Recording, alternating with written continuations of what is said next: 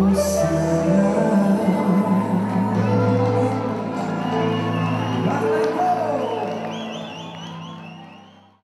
se radujem zaista svaki put da dođem u magacin. Ovde sam drugi ili treći, čini mi se, put. Što se posla tiče sa magacinom, kažem, zaista imam super saradnju i radujem se svakom narednom